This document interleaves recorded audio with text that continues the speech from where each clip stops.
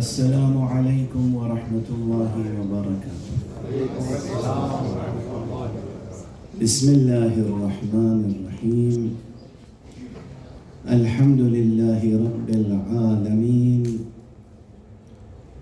والصلاة والسلام علی سید الاولین والآخرین، حبیبنا و حبیب الہ العالمین، امام المرسلین و خاتم النبیین، شفیع المذنبین و رحمت للعالمین، ابی القاسم المصطفى محمد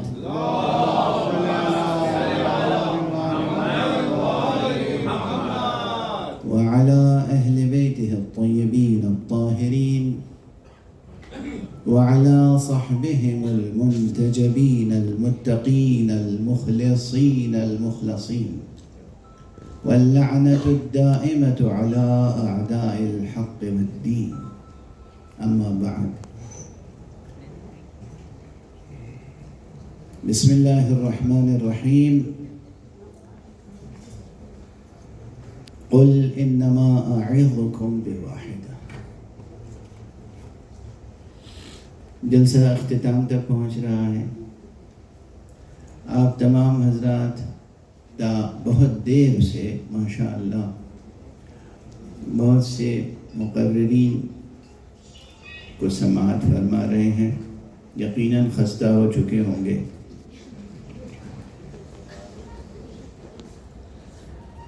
لیکن میں مبارکباد دینا چاہتا ہوں منتظمین کو۔ ایک بڑا قدم اٹھایا، ایک اچھی کوشش کی۔ خوشی ہے کہ آج اس ایک چھت کے نیچے مسلمانوں کے بھی مختلف طبقے موجود ہیں، اور جنہیں ہم غیر مسلم کہتے ہیں، حقیقت میں کون مسلم اور کون غیر مسلم ہے یہ تو وہاں پتہ چلے گا جب اللہ کے محضر میں۔ ہم نہ جانے کتنے لوگوں کو یہاں مسلمان سمجھ کے دفن کریں گے، وہاں وہ اٹھیں گے غیر مسلم، اور نہ جانے کتنے لوگوں کو ہم غیر مسلم سمجھ کے یہاں ٹریٹ کریں گے، اور وہاں نظر آئے گا کہ وہ ہم سے بہتر مسلم تھے۔ ایمان کا معاملہ تو خدا کے ساتھ ہے۔ بہرحال خوشی ہے کہ مسیحی برادری، مسیحی حضرات کی نمائندگی بھی ہے، اور ہندو حضرات کی نمائندگی بھی ہے، اور مسلمانوں کی نمائندگی بھی ہے۔ لیکن میں نے کبھی بھی وحدت اور اتحاد اور یکجہتی کی باتیں رسماً نہیں کی ہیں۔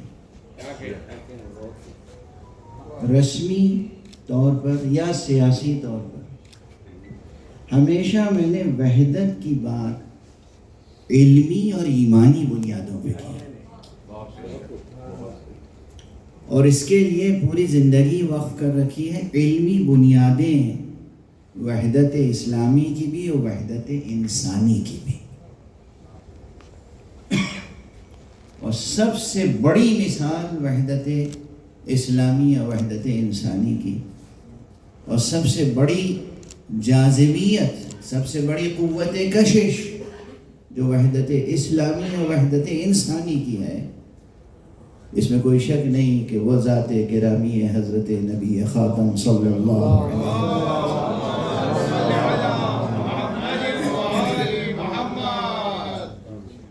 وقت اب بالکل ختم ہو چکا ہے۔ میں اپنے انداز سے جسے کہیے کہ جی بھر کے اور دل کھول کے تو گفتگو کر نہیں سکتا، میں صرف چند نکات کی طرف متوجہ کرتا ہوں، اور اس درخواست کے ساتھ کہ جس طرح میں سوچتا ہوں تھوڑی دیر آپ بھی سوچ کے دیکھیں۔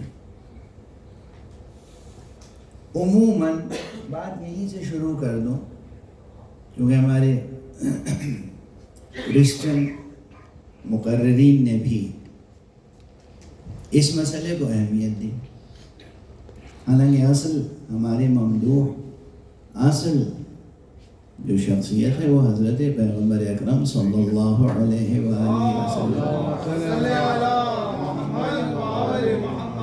مگر حضرت کا تذکرہ، حضرت کی سیرت، حضرت کے فضائل، حضرت کی نعتیں اس قدر بے کرا ہیں کہ ان کا احاطہ ممکن نہیں، بلکہ ان کے فضائل کے سمندر کا ایک قطرہ بھی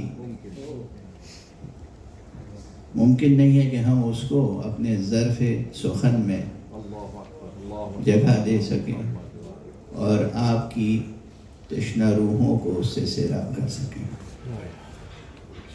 یہ اور بات ہے کہ خدا کی قسم خود خدا کے نام کے بعد صرف ایک نام محمد ہے جو روحوں کی تشنگی کو دور کر دیتا ہے۔ خود یہ نام ہے نا، محمد صلی اللہ علیہ وسلم، روح کی تشنگی بجھ جاتی ہے، سیراب محسوس کرتا ہے انسان۔ لیکن جس مسئلے کی طرف سب متوجہ ہیں اور پریشان ہیں اور مسلسل شیعہ سنی اختلاف، اور یہ جس پلیٹ فارم پہ ہم کھڑے ہیں شیعہ سنی یونٹی موومنٹ، شیعہ سنی میں کوئی اختلاف وجود ہی نہیں رکھتا۔ اچھا، اب میں ایک بات عرض کروں، ماشاءاللہ مفتی صاحب تشریف فرما ہیں، صوفی صاحب تشریف فرما ہیں، دارالتقریب کے نمائندے تشریف فرما ہیں، عزیز مکرم، عالم جلیل، اور سبھی حضرات تشریف فرما۔ ایک تو میں مسلمانوں سے یہ کہتا ہوں کہ آپ ہمیشہ یا ایھا الذین آمنوا کو خطاب نہ کیا کیجیے، قرآن میں یا ایھا الناس بھی آیا ہے، یا ایھا الناس بھی ہے، تو یا ایھا الناس کو بھی خطاب کریں۔ حقیقتاً پیغمبر خاتم صلی اللہ علیہ وآلہ وسلم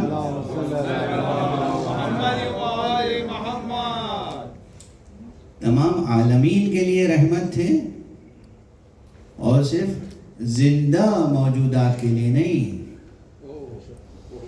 زندہ ہوں یا غیر زندہ تمام کائنات کے لیے وہ رحمت عالمین تھے۔ لیکن اس نقطہ نظر سے سوچئے گا، شاید آج تک کسی نے یہ بات اس انداز سے نہیں سوچی اور نہیں پیش کی۔ شیعہ کسی مذہب یا کسی فرقے کا نام نہیں، اور سنی بھی کسی مذہب اور کسی فرقے کا نام نہیں۔ یہ فرقہ اور فرقہ وارانہ فکر اور تفرقہ پردازانہ تخیل، اس سے نجات پانے کی کوشش کریں۔ خدا پرست بنے، مذہب پرست نہ بنے، حکم پرست بنے، رسم پرست نہ بنے۔ ایک کلیدی باتیں، یہ ایک ایک جملے ایک ایک مقالہ چاہتے ہیں۔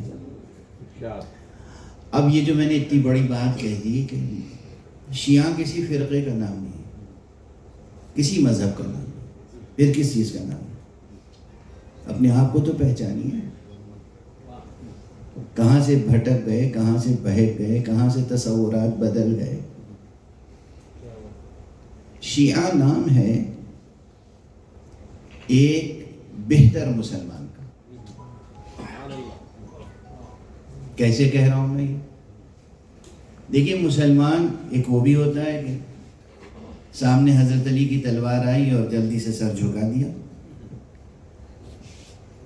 اور دوسرا وہ بھی مسلمان ہو سکتا ہے کہ سامنے محمد اور آل محمد اور ان کے سچے اصحاب کی سیرت آئی اور سیرت دیکھ کے سر جھکا دیا۔ وہ جس نے صرف سر جھکایا تھا تلوار دیکھ کے، وہ ظاہر ادنا درجے کا مسلمان ہے۔ جس نے کردار دیکھ کے سر جھکایا وہ اعلیٰ درجے کا مسلمان۔ کردار دیکھ کے سر جھکانے کے معنی کیا ہے؟ اب میں شیعہ کی تعریف علمی، یہ آپ اسے خطیبانہ لب و لہجہ کہہ سکتے ہیں، لیکن حقیقت یہ ہے کہ ہزاروں صفحے کی ریسرچ کے بعد بھی آپ اسی نتیجے پہ پہنچیں گے کہ قرآنی اصطلاح میں، حدیث نبوی کی زبان میں، اہل ولا کی اصطلاح میں،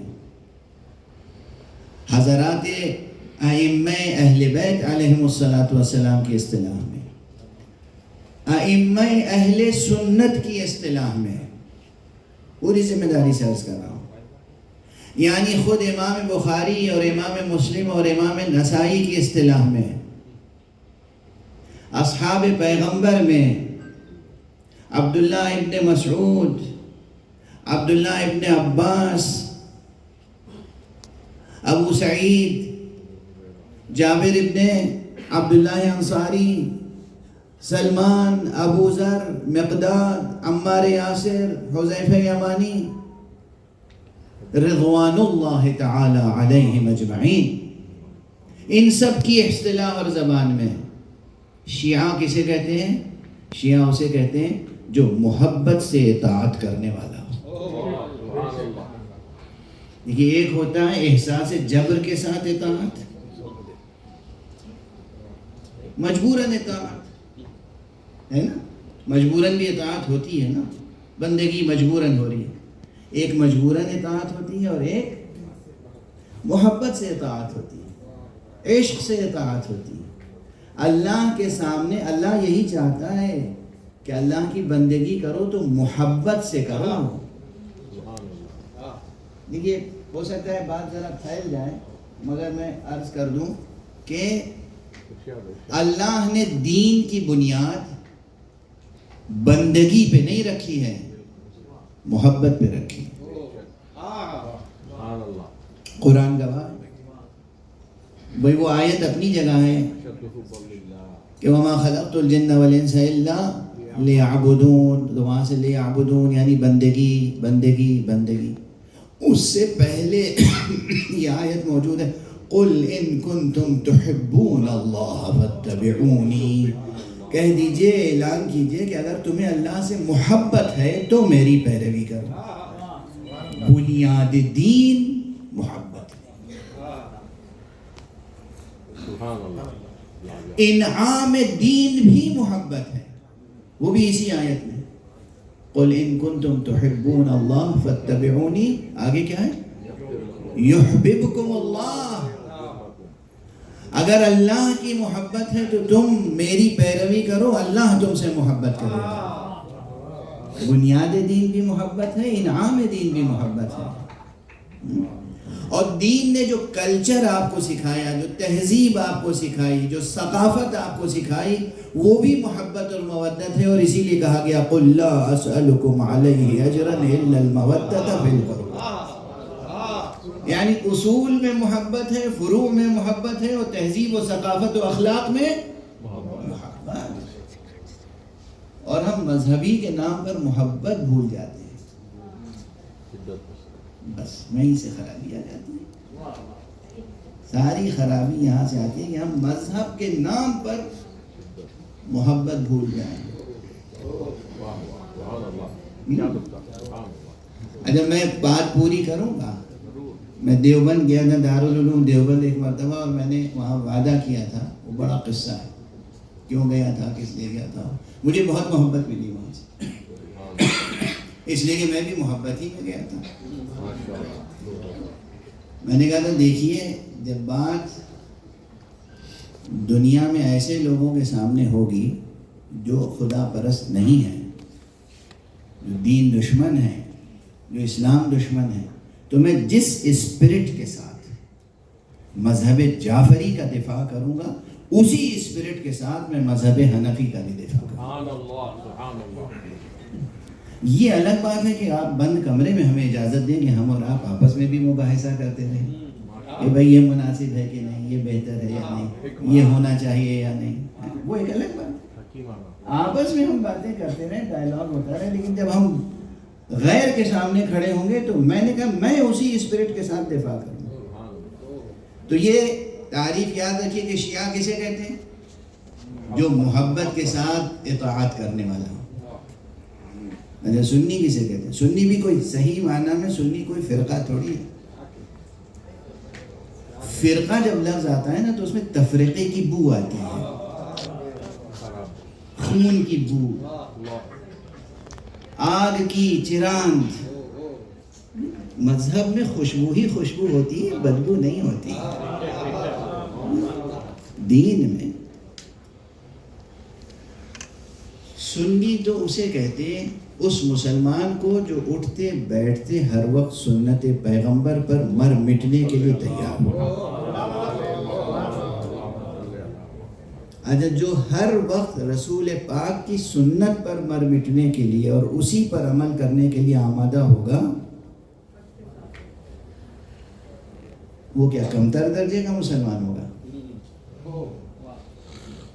یہ جذبہ اسی میں ہوگا جس میں محبت ہوگی،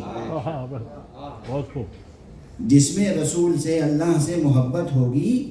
اسی میں تو یہ جذبہ ہوگا کہ ہم کوئی کام بھی نہ کریں مگر کریں تو اس طرح سے کریں جس طرح رسول اللہ کیا کرتے تھے. یہ جو جذبہ ہے کہاں سے آتا ہے؟ بھئی کوئی صاحب آپس میں دیکھ لیجیے، یہاں نوجوان بچے کسی کو پسند کرنے لگتے ہیں، کوئی کھلاڑی ہے، کوئی کسی فیلڈ کا، جسے آج کل کہتے ہیں سیلیبریٹیز میں سے لوگ ہوتے ہیں دنیاوی، اسی طرح کی داڑھی رکھنے لگتے ہیں، اسی طرح کا لباس پہننے لگتے ہیں. کیوں؟ چونکہ ایک ذرا سی محبت پیدا ہو گئی اس ہیرو سے یا اس شخص سے. تو یہ جو جذبہ ہے مسلمان میں کہ ہم جو کچھ بھی کریں مطابق سیرت مصطفیٰ کریں صلی اللہ علیہ وآلہ وسلم.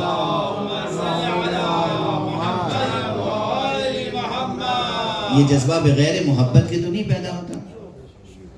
اللہ سے محبت ہوگی، رسول سے محبت ہوگی، تب نہ یہ جذبہ ہوگا کہ ہم سیرت پہ عمل کریں. تو اس کے معنی ہے کہ سنی بھی اسے کہتے ہیں کہ جو ایک بہتر مسلمان ہو اور محبت کے ساتھ مصطفیٰ سے جڑا ہوا ہے. شیعہ بھی اسے کہتے ہیں جو ایک بہتر مسلمان ہو اور عشق و محبت کے ساتھ اللہ کی بندگی کرنے والا ہو. اچھا تو پھر کہاں سے اختلاف دیکھیں یہ بالکل ایسا ہی ہے. شیعہ اور سنی جیسے ہم دو لفظیں استعمال کریں، عادل اور انصاف. لفظیں دو الگ الگ ہیں، معنی اور مصداق تو ایک ہے نا. عادل میں عین دال لام، انصاف میں نہ عین ہے نہ دال ہے نہ لام. دو بالکل الگ لفظیں ہیں مگر دونوں کے معنی اور دونوں کے مفہوم اور دونوں کے مصداق میں وحدت ہے. واضح ہے؟ اسی طرح رحم اور مہربانی، رحم عربی کا کلمہ، مہربانی فارسی کا کلمہ، دو الفاظ الگ الگ ہیں، مفہوم مصداق معنی ایک ہیں. اور ہمارے یہاں اسے خطابت پہ محمول نہ کیجیے گا. ایک ہفتے کا سیمینار رکھیے اور ایک مسئلے پہ ڈسکس کیجیے مجھ سے، میں عرض کروں گا. ہم نے اپنی عمر صرف کی ہے وحدت کو علمی بنیادوں پہ قائم کرنے کے لیے. اختلاف کہاں سے ہوتا ہے؟ جب ہم محبت اور جوہر دین سے کو نظر انداز کر دیتے ہیں، خدا کی طرف سے غافل ہو جاتے ہیں، خود محمد اور آل محمد کی طرف سے غافل ہو جاتے ہیں، خود صحابہ کے سچے کردار کی طرف سے غافل ہو جاتے ہیں اور مذہب پرست ہو جاتے ہیں. مذہب پرستی نہ کیجیے، خدا پرستی کیجیے. رسم پرستی نہ کیجیے، حکم پرستی کیجیے. تھوڑی سی اور وضاحت کر دوں. اختلاف سب اختلاف کو برا کہتے ہیں. میں کہتا ہوں اختلاف کی جمالیات بھی ہوتی ہیں. ماشاءاللہ ذوق سخن رکھنے والے بھی ہیں. حیدرآباد کا مجمع ہے، اردو والے ہیں. اردو نے تو یہیں جنم لیا، بعض حضرات تو دعویٰ یہی کرتے ہیں.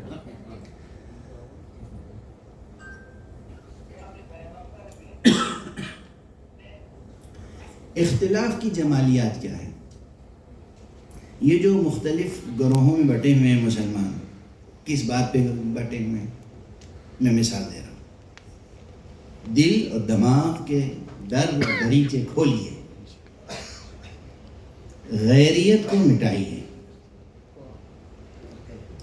ایک سنی ہاتھ باندھ کے نماز پڑھتا ہے، ایک شیعہ ہاتھ کھول کے نماز. اس سے پوچھے تم کیوں ہاتھ کھول کے پڑھتے ہو؟ کہتے ہیں ہم تک یہی بات پہنچی ہے کہ رسول اللہ اسی طرح پڑھا کرتے تھے.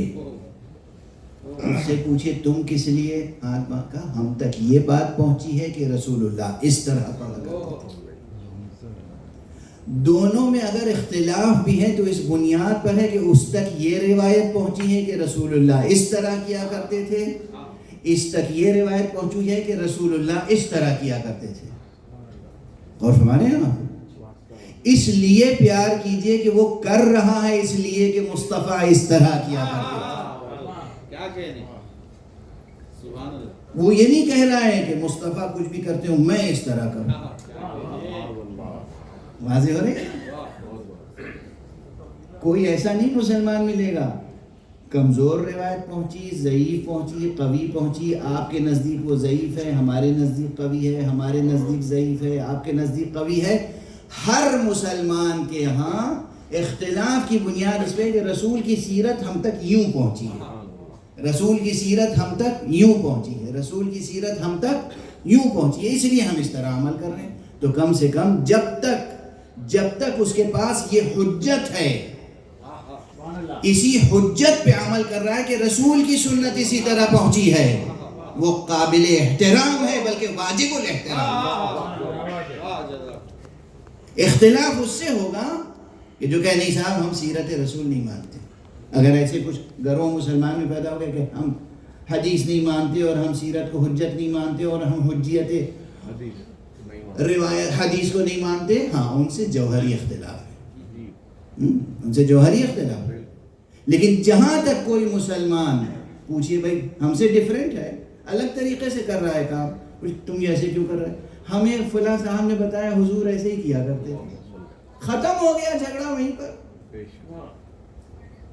اگر یہ جذبہ ہے, اگر یہ عشق مصطفیٰ ہے کہ ان کے نام پر آپ اختلافات کو مٹا سکیں, تو آپ کو حضور حق میں کلمہ توحید ادا کرنے کا بھی حق حاصل ہوگا.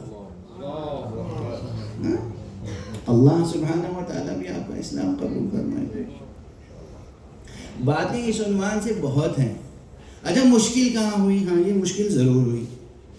مشکل یہ ہوئی کہ کچھ چیزیں گڑبڑ ہوئی ہیں تاریخ میں. ایک بات یاد رکھیے گا, عام مسلمانوں کو نہیں معلوم ہے, اس لیے عام مسلمانوں کا احترام کیجیے. بہت سی چیزیں حقیقتاً سنت پیغمبر نہیں تھیں, اسے کسی حکمران نے سنت کہہ کے پیش کر دیا. مجھ سے پہلے خود غالباً مولانا نے یہ بات کہی ہے کہ حکمرانوں نے, حاکموں نے دین میں تھے.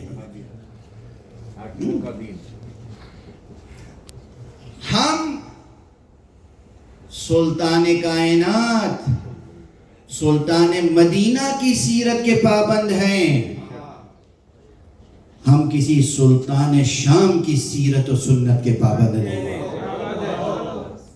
اختلاف کی بنیادیں اموی اسلام سے پیدا ہوئی, محمدی اسلام اور قرآنی اسلام سے پیدا نہیں ہوئی.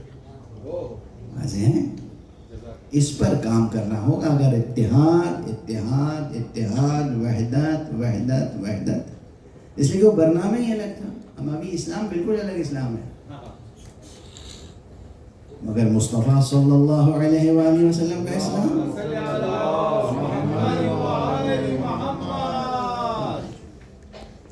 تو میں جس معنی میں اگر کوئی سنی ہے سنت مصطفیٰ صلی اللہ علیہ وآلہ وسلم کی نسبت سے, تو اس کی خاک قدم میرے لیے سرمہ چشم ہے.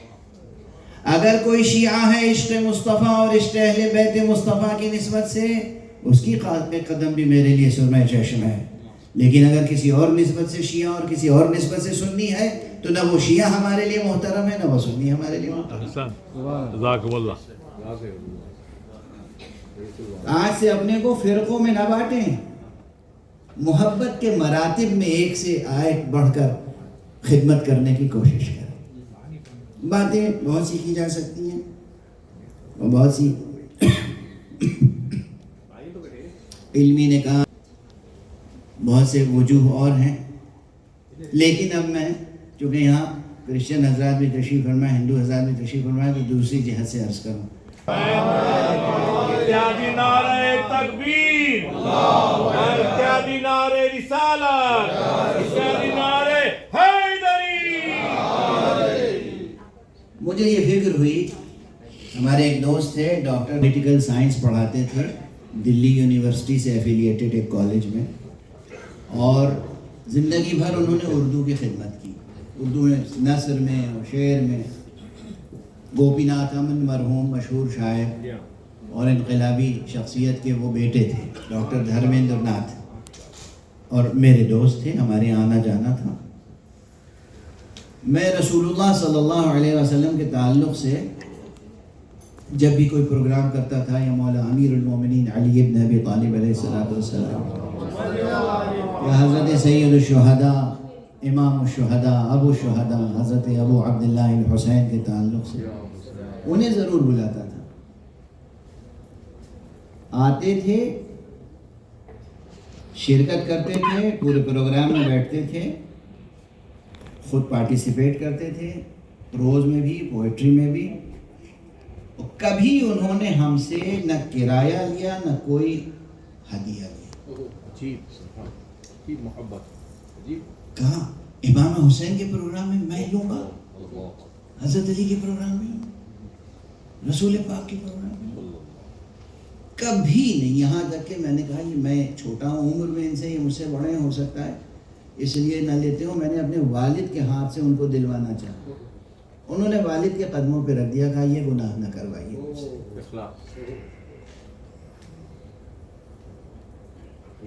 آج کتنے مسلمان ہیں جو صرف نعت خوانی صرف اسی لیے کرتے ہیں کہ انہیں ہدیہ مل جائے۔ کتنے شیعہ ہیں جو نوحہ خوانی اور سوز خوانی اور ذاکری اور خطابت صرف اس لیے کرتے ہیں کہ انہیں۔ ایک میں ہندو کی مثال دے رہا ہوں، ذرا پریکٹیکل باتیں شروع ہو گئی، تلخ ہیں، کڑوی ہیں، مگر ہیں۔ دین کو جب سے صنعت بنا دیا گیا، یہ ایک حقیقت ہے نا کہ unfortunately religion has become an industry۔ جب سے مذہب انڈسٹری بنا، ایک طرف سیاست اور ایک طرف دنیا کی سرمایہ پرستی نے اس میں انویسٹ کرنا شروع کیا۔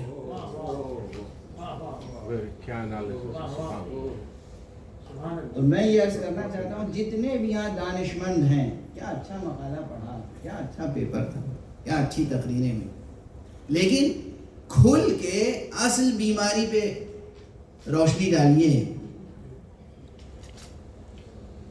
پرانے حکیم کہا کرتے تھے، وہ بہت اچھی باتیں کہا کرتے تھے۔ مریض آتا تھا، کہتا تھا مجھے بخار ہے، کھانسی ہے، نزلہ ہے، یہ ہے، سر میں درد ہے، وہ کہتے تھے ہوگا کچھ، میں تو جڑ ڈھونڈ رہا ہوں کہ یہ سب کس وجہ سے۔ وہ جڑ بیماری کی ختم ہو جائے گی تو تم ٹھیک ہو جاؤ گے، نہ بخار رہے گا، نہ سر میں درد رہے گا، ٹھیک ہے نا۔ تو یہ جتنی مصیبتیں ہیں، اس کی جڑ کیا ہے اس وقت، ہمیشہ سے اور آج تک، اور آج سب سے زیادہ ہے۔ آج اس وقت صحافیوں کی ذمہ داری ہے، خطبہ کی ذمہ داری ہے، شعراء کی ذمہ داری ہے، دانشوروں کی ذمہ داری ہے، یہ جو سوشل ایکٹیوسٹ ہیں ان کی ذمہ داری ہے، جو پولیٹیکل ایکٹیوسٹ ہیں ان کی ذمہ داری ہے۔ انسانیت کا، پوری انسانیت کا سب سے بڑا ناسور ہے سو کالڈ ویسٹرن کیپٹلزم۔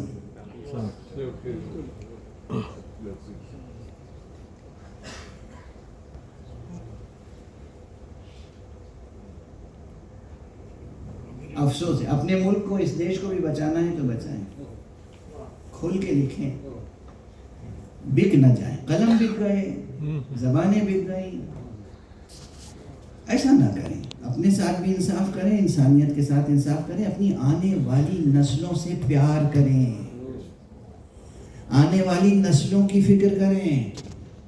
اس مشکل ٹاسک ہے، لیکن اس پوری انسانیت کو آج کے سو کالڈ یہ جو ویسٹرن کیپٹلزم ہے، یہ ہے ناسور انسانیت کا، یہ ہے ناسور انسانیت کا۔ بیٹھے ہوئے ہیں جناب ڈونلڈ ٹرمپ صاحب واشنگٹن میں، اور راہل ٹپک رہی ہے ان کی غازہ پر۔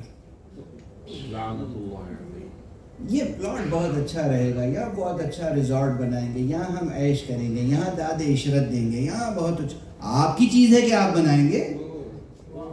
نہیں ہماری ہو یا نہ ہو ہم لے کے رہیں گے. یہ جو کیپٹلزم ہے, یہ جو ویسٹرن کیپٹلزم ہے, یہ ہر دین اور ہر مذہب کا دشمن ہے. آج فلسطین میں جو ظلم ہو رہا ہے, آج یمن میں جو ظلم ہو رہا ہے, آج جناب والا یقین کر لیجئے آپ کہ ہندوستان کی بھی کسی چھوٹی سی چھوٹی گلی کوچے میں بھی کہیں مذہب کے نام پہ جھگڑا ہوگا نا تو اس کے پیچھے کہیں نہ کہیں امریکہ اور اسرائیل کا ہاتھ ہوگا. بے شک بے شک. کہیں نہ کہیں ہوگا. میں ایک مرتبہ دہلی میں, بلکہ گڑگاؤں میں, ڈی ایل ایف فیس 5 میں, وہاں اب تو نظر نہیں آتا, پہلے وہ سائیکل رکشہ بھی ہوا کرتا تھا. سائیکل رکشے پہ میں بیٹھا, تھوڑی دور جانا تھا, تو وہ جو سائیکل رکشہ چلا رہا تھا اس نے پلٹ کے کہا, مولوی صاحب سارا فتنہ امریکہ کا ہے. آپ کی صحبت کا اثر. آپ یہ سوچئے, نہیں میں پہلی بار اس رکشے پہ بیٹھا تھا. آپ یہ دیکھیے, یعنی بے حیائی, بے حیائی, بے غیرتی, غیر پارلیمانی الفاظ نہ سمجھے جائیں گے. امریکہ کے لیے اس کے علاوہ اس کے شایان نشان الفاظ ہیں ہی نہیں. بے حیائی, بے غیرتی, ادنا انسان بھی سمجھ رہا ہے کہ کیا سازش ہو رہی ہے, مگر پوری دنیا کے میڈیا کو کنٹرول کیا ہوا ہے, جھوٹ میڈیا سے نشر کیا جا رہا ہے اور اپنے اغراض و مقاصد حاصل کیے جا رہے ہیں. انسانیت کو نچوڑ رہے ہیں, ظلم انسان. یعنی دنیا کے ملک سوچتے ہیں کہ بھائی ہم بھی خوش رہیں, آپ بھی خوش رہیں. حضرت امریکہ سوچتے ہیں صرف میں خوش رہوں, میرے علاوہ کوئی خوش نہ رہے. پلاننگ ہوتی ہے کس طرح کس ملک میں ڈس آرڈر پیدا کیا جائے, کس طرح آپ کو مجبور کیا جائے کہ ایک دوسرے سے لڑے تاکہ ہمارا اسلحہ بکے. واضح ہے بات. یہ اتنی روشن اور کھلی ہوئی بات ہے کہ آج اس کو سمجھنے کے لیے کوئی انٹلیکچوئل نہیں چاہیے, کوئی اسکالر نہیں چاہیے, کوئی ریسرچر نہیں چاہیے, ایک بہت ہی لیمین بھی سمجھتا ہے. اس صورتحال میں چاہے کرسچن ہو, چاہے مسلم ہو, چاہے ہندو ہو, ہم سب کو مل کے وحدت انسانی, وحدت انسانی, وحدت انسانی سب سے پہلے ہے. جب ہم انسانی وحدت میں کے سلک میں, اس تسبیح میں اپنے آپ کو ایک دانے کی طرح پرو دیں گے تو خود بخود نہ جانے کتنے مسائل حل ہوتے چلیں. وحدت انسانی بھی ضروری ہے اور وحدت اسلامی بھی ضروری ہے. آج اس ہال سے کم یہ سبق لے کے جائیے گا کہ شیعہ کوئی فرقہ نہیں ہے, سنی کوئی فرقہ نہیں ہے.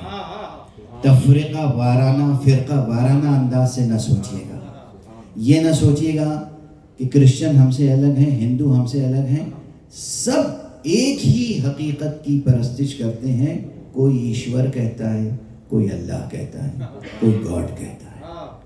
پہلے اس حقیقت پر ایک دوسرے کا احترام کرنا سیکھ لیں, پھر بعد میں جزیات بھی طے ہوتی چلی جائیں گی.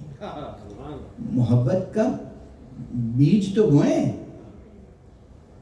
محبت کا بیج تو بوئیں, اسے سینچنے کی کوشش تو کریں, پھر خود ہی تناور درخت بنے گا, سایہ دار درخت بنے گا, بارور ہوگا, ثمر دار درخت بنے گا, اور اس سے سب کے سب فائدہ اٹھائیں گے, سب کے سب اس کے سائے میں بیٹھیں گے, اس سے محظوظ ہوں گے, امن اور عافیت کی زندگی بسر کریں گے.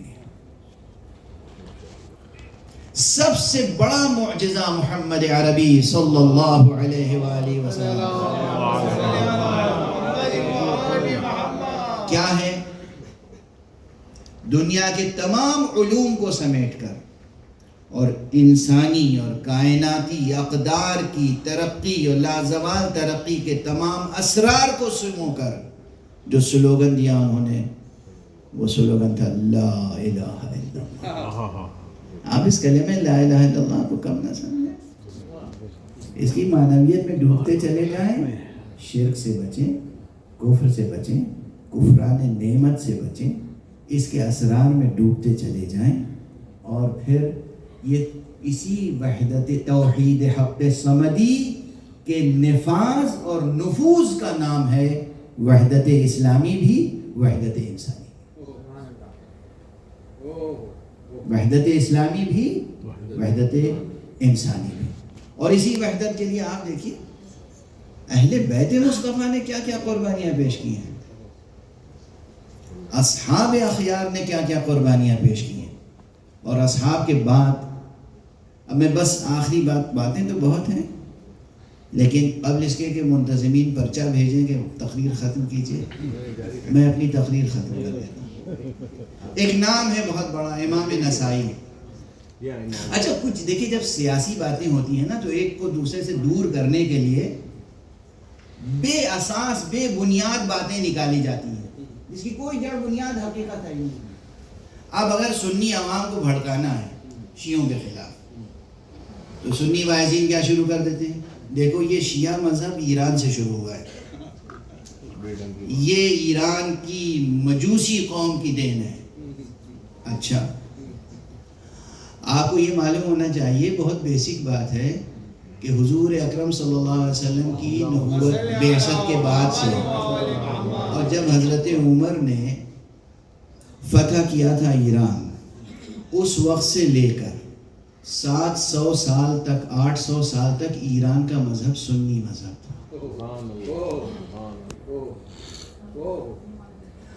بخارا کہاں ہے مولانا؟ مدینے کے قریب کوئی شہر ہے؟ بخارا ایران کے شمال میں. الترمذ کہاں ہے؟ ایران میں. نسا کہاں ہے؟ نیشاپور کہاں ہے؟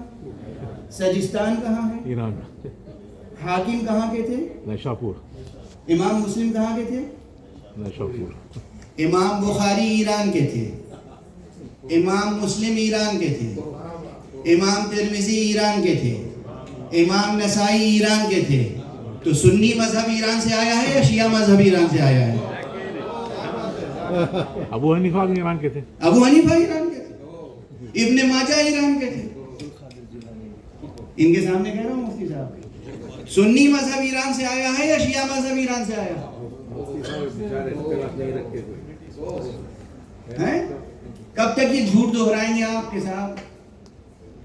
ایران سے آیا ہے شیعہ مذہب. ایران تو سنی تھا 800 برس تک. عرب نے جا کے ایران کو شیعہ بنایا. علامہ ہلی ہلا عراق کے تھے. رسول پاک کے 4 صحابہ شیعہ کہلاتے تھے بطور خاص، سلمان، ابو ذر، مقدار اور عمار یاسر. اس میں ایک ایرانی تھا، 3 عرب. تو شیعیت میں ایلیمنٹ کون سا زیادہ ہے، عجمی یا عربی؟ آج ایران میں شیعہ حکومت قائم ہوئی ہے. سب سے پہلے کرۂ ارض پر شیعہ حکومت عربوں نے قائم کی تھی. یوٹیوب پر تقریر موجود ہے کرنل قذافی کی، جس نے کرنل قذافی کو قتل کرایا گیا اس لیے بھی کہ وہ شیعہ تھا. یہ نہیں معلوم ہوگا آپ حضرت. جب تک وہ تقیہ میں رہا بچا رہا، جس دن اس نے اعلان کیا کہ میں شیعہ ہوں اس دن اس کے خلاف سازش رچ دی گئی. کرنل قذافی، معمر قذافی، اس نے باقاعدہ تقریر کی کہ میں شیعہ ہوں اور یہ بات غلط ہے کہ شیعہ مذہب ایران سے آیا ہے. سب سے پہلے کرۂ ارض پر شیعہ حکومت تو ہم عربوں نے قائم کی تھی اور ہم دوبارہ اسے قائم کریں گے. بس اسی دن سے ہنگامہ ہو گیا. یہ کوئی اساس ہے، یہ کوئی بات ہوئی کہ شیعہ مذہب ایران سے آیا؟ میں نے ابھی ثابت کر دیا کہ پورا سنی مذہب ایران سے آیا ہے. واضح ہوئی بات. ایسے جھگڑے نہیں کرتے بھائی، یہ سیاسی باتیں ہیں. علمی باتیں کریں، محبت کی بات کریں، مودت کی بات کریں، رسول پاک کی سنت کے پابند ہو جائیں اور ان کے عشق پر متحد ہو جائیں تو بالکل ویسے ہی سنی شیعہ کے ایک معنی ہو جائیں گے جیسے عدل اور انصاف کے ایک معنی ہیں. کوئی جھگڑا نہیں ہے. ریسرچ کریں باقاعدہ، دیکھیں کب امویوں نے کیا کیا اضافہ کیا، کب عباسیوں نے کیا کیا اضافہ کیا، کب عثمانیوں نے کیا کیا اضافہ کیا، کب یہودیوں نے کیا کیا اضافہ کیا. روز اول سے یہودی داخل ہو گئے تھے، یہودی سازشکار. میں سارے یہودیوں کا دشمن نہیں ہوں، یہودیوں کا بہت احترام کرتا ہوں، لیکن زائنسٹ یہودی کا بالکل احترام نہیں کرتا ہوں. ایک روایت سنا دوں بس ختم کروں گا. ایک روایت ہے میری نظر سے گزری کہ آخری زمانے میں کوئی یہودی کسی پیڑ کے پیچھے بھی چھپ جائے گا جی جی تو وہ پیڑ گواہی دے گا کہ میرے پیچھے ہی چھپا ہوا ہے، آؤ اسے قتل کرو. تو میں سوچتا تھا بھائی یہ کیا بات ہوئی. آج اسرائیل کی سفاکی اور مکاری اور ظلم کو دیکھ کر یقین آ رہا ہے، اس لیے کہ مسلمان کم احتجاج کر رہے ہیں ساری دنیا میں، جرمنی میں، فرانس میں، امریکہ میں، کینیڈا میں، آسٹریلیا میں، یو کے میں، ہر جگہ غیر مسلم اسرائیل کے خلاف احتجاج کرتے ہوئے دیکھے گئے اور دیکھے جا رہے ہیں. خود ان کا کردار اتنا خراب ہو چکا ہے، انسانیت سوز، خواتین پر ظلم، بچوں پہ ظلم، اسکولوں کو توڑنا، یونیورسٹیز کو برباد کرنا، ہاسپٹلز کو برباد کرنا، کہ ہر انسان جس میں ذرا سی بھی رمق انسانی ہے وہ ان کا دشمن ہوتا چلا جا رہا ہے. تو مسلمانوں کو کام کرنے کی ضرورت ہی نہیں ہے، وہ خود اپنے ظلم سے پہچانے جا رہے ہیں، اور وہ دن آئے گا جب دنیا سے ظلم کا خاتمہ ہوگا اور عدل و انصاف کا پرچم بلند ہوگا اور مصطفیٰ کا آخری فرزند ظہور فرمائے گا، وارث خون حسینی آئے گا اور وہ اس دنیا کو یملأ الارض قسطا وعدلا کما ملئت ظلما وجورا. انشاءاللہ وہ دن ہم دیکھیں گے. بس شرط یہ ہے کہ ہم اس لشکر میں شرکت کے لیے اپنے اندر دو چیزیں پیدا کر لیں، محبت، علم، اور تیسری چیز اور وحدت. والسلام علیکم ورحمۃ اللہ وبرکاتہ. ماشاء اللہ، جزاکم اللہ خیرا.